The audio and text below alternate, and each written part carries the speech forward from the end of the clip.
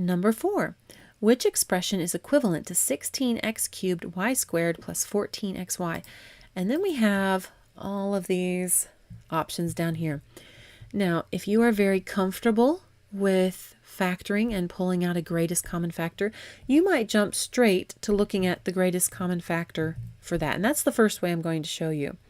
So 16x cubed y squared plus 14xy. When you're pulling out a greatest common factor, you want to look first at the numbers and then at each individual variable in turn.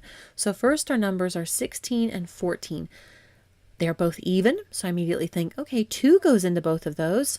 What happens if I pull out a 2? 2 times 8 is 16, 2 times 7 is 14. Are there any factors bigger than that? No, because there isn't any number that goes into 8 and 7 into both of those. So I've got it. 2 is my greatest common factor for 16 and for 14. Now I'm going to look at the x's. I have x cubed and x. When you're pulling out a variable, it's always going to be the smaller of them. So I have an x cubed and an x. X is smaller, has the smaller exponent, so that's what I pull out. It's always, always, always, always. So I pull out the x, and that leaves an x squared, because I'm going to subtract 1x from that, so there's an x squared. And on this one, I pulled out an x, so there's no x left. I don't write anything down here. I just don't. Now onto my y's. A y squared and a y. The smaller exponent there is the y, so I pull out a single y. Y squared, there were 2 y's. I took 1 away. Now there's only 1 y left. And over here, there was only 1 y, and I took it out, so there's nothing left. The sign doesn't change because I didn't pull out a negative. I pulled out a positive. If I had pulled out a negative, the signs here would have changed, but I didn't. And I'm done. I pulled out the greatest common factor of the number and of each variable in turn. So 2xy times 8x squared y plus 7, and we can see that is here, that is b. If you are having, if you have difficulties with the greatest common factor, one thing you can do is start by looking at their answers if it is a multiple choice question. And if it's something like this where it's saying factor and you've got these x's and y's, it's going to be multiple choice because you can't input that into a student generated response question. The only one I can think of is if they asked you what is the greatest common factor of 14 and 16, that would be a number.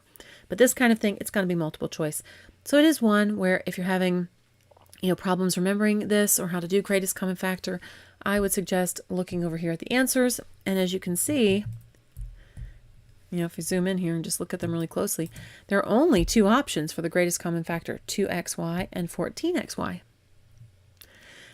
So, there you go. If you can get it narrowed down to either one of those 2, you've got now a 50-50 shot. And also you're go, which of these, if I multiply it back, would get me to that? That's another way to look at it. All of these sort of strategies are helpful, especially if you're having, a moment where you don't remember a concept.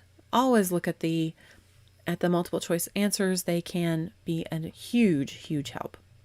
But again, just lastly, that answer there was B. Hey guys, just a quick heads up, I've got some cool stuff coming for y'all, including a free course full of SAT tips and tricks, as well as an exhaustively complete course on everything you need to know for the SAT, both math and reading. So subscribe to the channel to get notified when that goes live. I'm also going to put it in the comments and description below as soon as it does. In the meantime, if this video was helpful or useful in any way, please let YouTube know. Comment, like, share, subscribe, you know the drill. Thank you so much for stopping by. Hope you have a great day. See you later. Bye.